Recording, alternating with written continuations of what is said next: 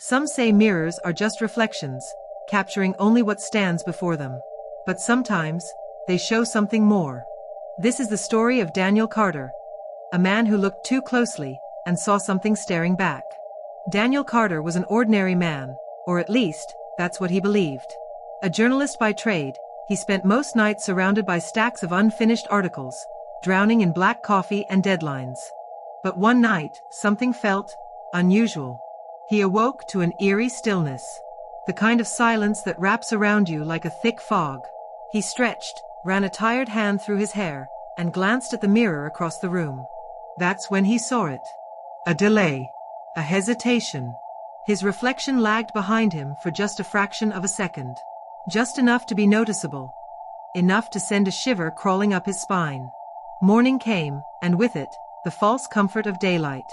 Daniel pushed the thought of the strange reflection to the back of his mind. It was exhaustion, he told himself. A trick of the eye. But then it happened again. As he brushed his teeth, he looked up and froze. His reflection wasn't brushing its teeth. It was standing still, watching him, eyes locked onto his, a sick grin curling at its lips. Daniel stumbled back, blinking. When he looked again, the reflection was normal. His heart pounded in his chest. Had he imagined it?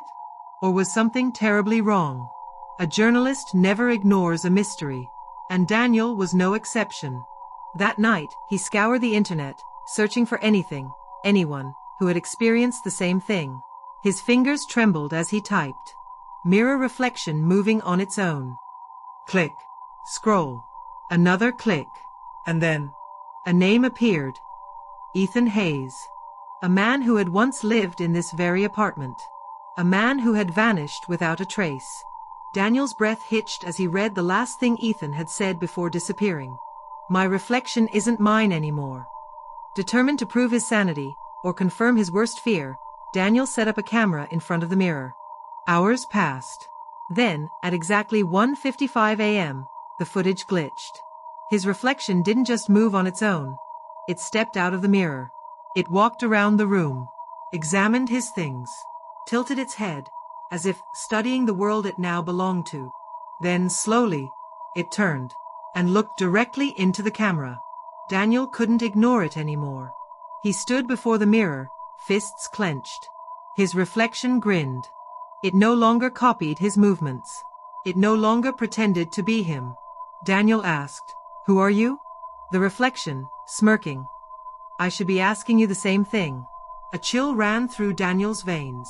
His memories flickered, distorted images, shifting like a broken reel of film. Was he even real? His reflection stepped forward. The glass no longer separated them. The reflection spoke. "You don't belong here."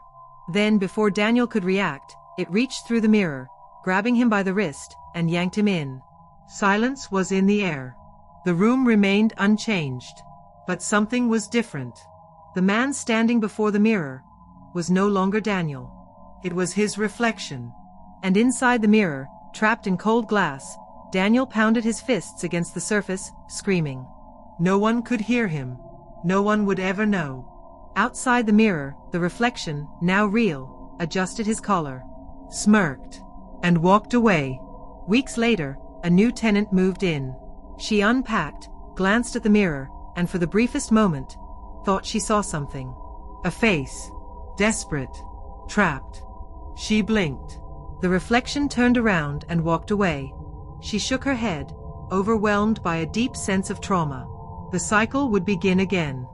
So if you love chilling stories, eerie encounters, and dark folklore, make sure to hit that like button and subscribe for more haunting tales.